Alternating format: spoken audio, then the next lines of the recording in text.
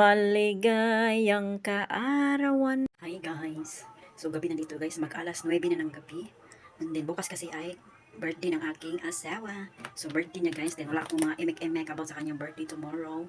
So bukas kasi ay pupunta siya sa work. So may trabaho siya bukas. Then for sure gabi na yan siya uwi guys. Sobrang gabi na yan siya uwi mamayang bukas ng gabi. So gawa ako ng cake nagawa sa prutas, yung watermelon ba. So ginagawa ko na to noon like 2 years ago, I think so. And then guys, gagawin ko na naman siya ngayon guys. Then hindi ko man makopya yung yung first kong nagawa sa kanya yung birthday niya guys ay sobrang ganda nun guys. So hindi ko sure kung malalamangan ko yung ganda nun. Ang importante ay makagawa tayo ng surprise na cake sa kanya birthday para bukas. Kung magising siya mayang hating gabi ay doon natin siya isi-surprise. Ada itong watermelon. So natutulog kasi yung asawa ko guys. Then nanlahan lang tayo sa pagsalita baka magising. And then meron din tayo ditong grapes at saka yung ang tawag chef tali ba. So ito lang yung prutas na available ako ngayon guys. So tingnan lang natin kung ano yung magagawa pa natin. So mag-start na tayo guys.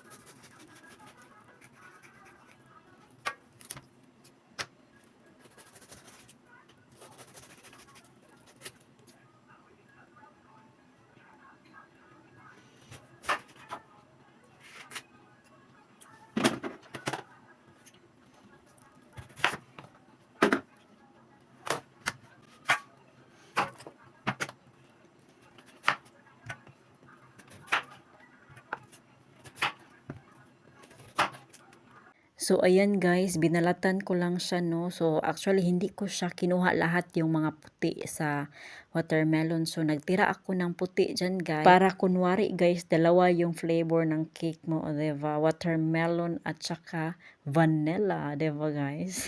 Sinabayan talaga tayo ng tadhana, no. So, sinabayan tayo ng panahon, guys, kasi nga may watermelon pa kaming kunti na tira sa ref. Kaya sinabi ko kay asawa na, huwag ka munang bumili ng watermelon. So, ubusin muna natin yung nung natira sa Pero ref. Nung pagdating niya kaninang hapon, guys, ay nagdala siya ng watermelon. So, sabi ko sa kanya, bakit ka bumili ng watermelon? So, iyon pala yung sadya ng Panginoon, guys. Kasi nga, pa talaka ng pahimuon, baday ko ka ng cake. So, sabi ng asawa ko, okay lang yan, uy, ilagay mo lang yan sa ref kasi kakainin din natin yan bukas. So, diba guys, ang galing talaga ni God, no? Gagawa talaga siya ng paraan para makagawa ako ng cake. So, 'di ba guys, nakikita ninyo diyan na ang daming buto ng yung watermelon. Hindi ko kinuha guys kasi nga yung asawa ko ay mahilig siyang kumain ng buto ng watermelon kasi nga yung asawa ko guys ay Dr. Wakwak yan siya guys. Joke lang. Bitaw, sabi niya kasi guys ay marami daw benepisyo or maganda daw yung benepisyo na makukuha mo diyan sa buto ng watermelon. Kaya kinakain niya yan guys. So, hindi niya yan sinasayang. Kung kaya't hindi ko yan siya kinuha kasi para kainin niya guys. Kasi nga daw may sustansya yan.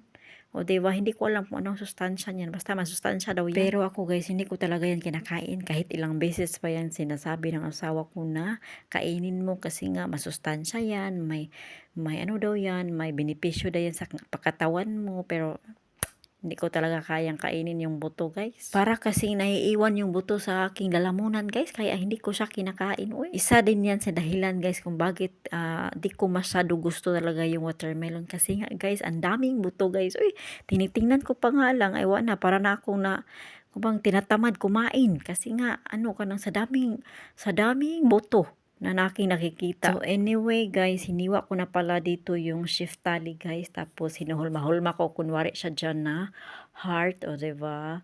So sobrang napakasarap ng pagka-yellow ng ating shiftali guys. And then, ayun, nilagay na natin siya sa ating watermelon. Actually, naguguluhan talaga ako kung ano yung disenyo na gagawin ko. Basta si Lord nang bahala kung ano man yun.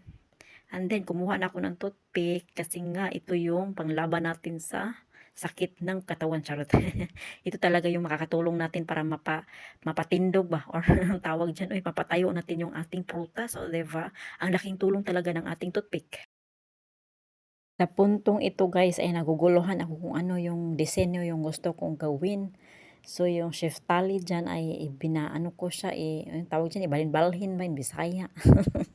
Kasi hindi ko alam guys yung ano yung disenyo yung gagawin ko na mabagay siya ba. Kasi pag ilagay ko yung chef tali dyan sa taas guys, parang mawala yung ganda ng aking watermelon na ginawa. So kaya't nilagay ko na naman siya dun sa ibaba kasi para gusto ko kasi makita yung disenyo sa ibabaw ba, 'di ba? Anong purpose ng ating pa-shift ano ang tawag diyan, grapes diyan sa ibabaw. Kung lalagyan mo ng ano, tatakpan mo ang disenyo diyan, 'di mawawala yung ganda. Kaya't nilagay ko diyan siya sa ibabaw pero nahihirapan talaga ako sa kalisod guys kasi nga yung shiftali na napagkahiwa ko ay sobrang nipis pala, and then ang bilis niyang ang bilis niyang gumibap, murag imong uyab ba, charot. Charis. Pero nakapag-decide na talaga ako na hindi ko na yan siya ilipat pa sa ang sulok ng aking cake kasi nga para sa akin ay okay na yung pagka-disenyo ko guys. Oh, 'di ba?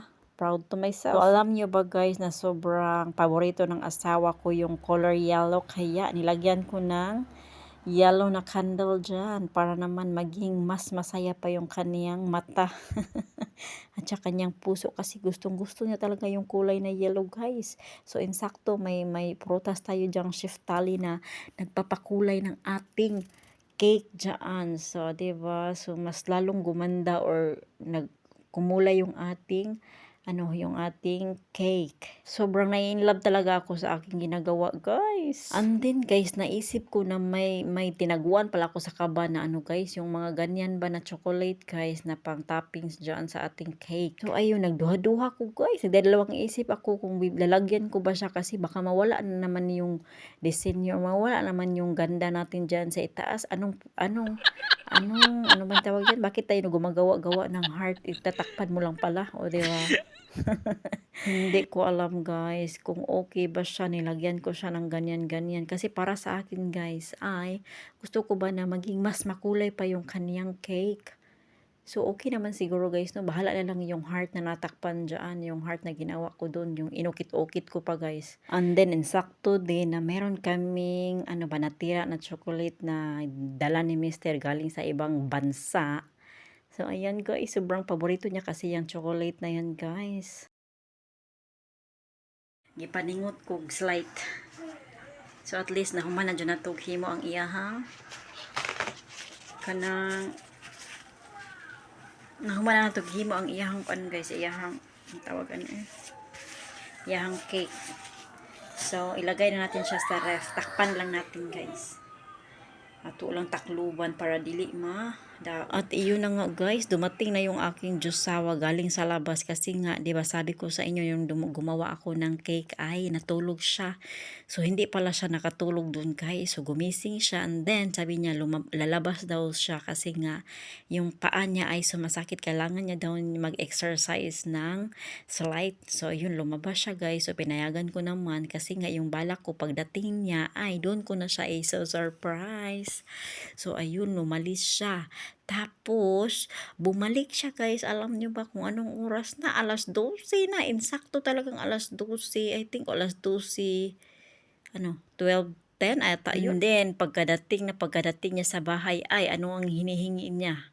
So, watermelon agad guys kasi nga daw naiinitan siya sa kakalakad sa labas. So, ayun guys, sobrang na-surpresa ang aking Diyosawa kasi nga hindi niya talaga alam yung mga pinagagawa ko sa buhay guys. O, diba? Sobrang nagpapasalamat siya sa akin. Pabalik-balik talaga siyang sabi sa akin. Thank you so much honey. Thank you for for the cake daw o ganun. So pagkatapos ay ayun, nagpa-pictorial na kami guys kasi nga natutulog na ang aming mga junakin. Sensya na guys, medyo inaantok na yung boses ko. Bye!